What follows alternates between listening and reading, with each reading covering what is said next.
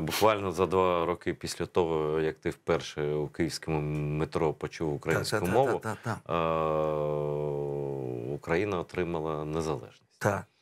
І коли ти потрапив вже в незалежну Україну, і коли ти остаточно вирішив для себе, що ти маєш не просто відчувати себе українцем, не просто говорити і щось там писати, наприклад, ось твої вірші української збірки українською мовою вірші, да?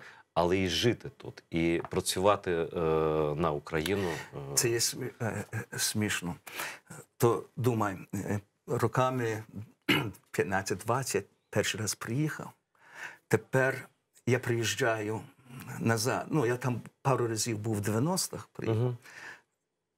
Приїхав назад, написав книжку, закінчив, приїхав сюди. Про що книжка? Це було інше. Ну, це не важне, хіба що батько сказав мене, тут були бунти, починалися в Києві. Ми один вечір дивимося, як мій син грає в футбол. І мій батько мене питає, каже, слухай, тобі треба поїхати, ти закінчив книжку, чому не поїдь? Там цікаві події тепер трапляються в Києві. І це був тиждень перед тим, що вони побили студентів. А це вже 13-й рік? Так. Ти розповідаєш про 13-й рік? Так. Мій батько каже мені, подарунок, ми тобі винні подарунок на день народження, купимо квиток. На другий день моя мама мені дзвонить і каже, квиток я вже замовила. Це було в п'ятницю. В суботу побили студентів, в понеділок я вже тут був, в Києві. Тепер, щоб відповісти на твоє питання. Це дуже цікаво. Я йду по вулиці, я прийшов, тут нічого, я а не ти мав давно, нічого робити. До того ти небагато разів був в Україні? Ще 2-3 рази під час 90-х. А, і це такий період був довгий.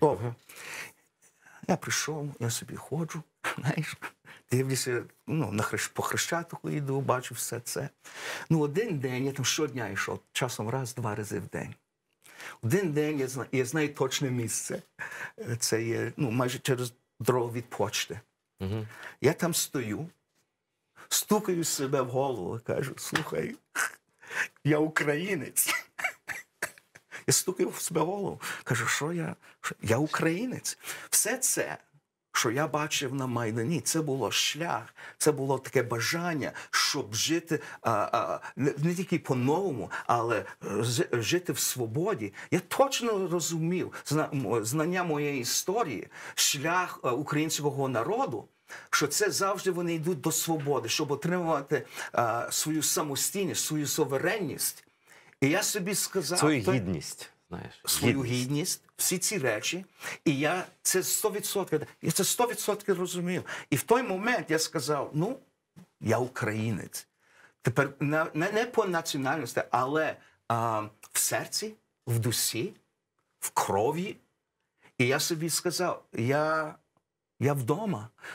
Я вдома, я знаю, через що переживають не тільки студенти. Я розумію, що це тільки не було бунт проти корупції.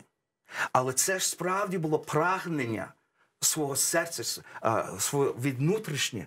Ми хочемо бути визволені від цього, від цієї зарази.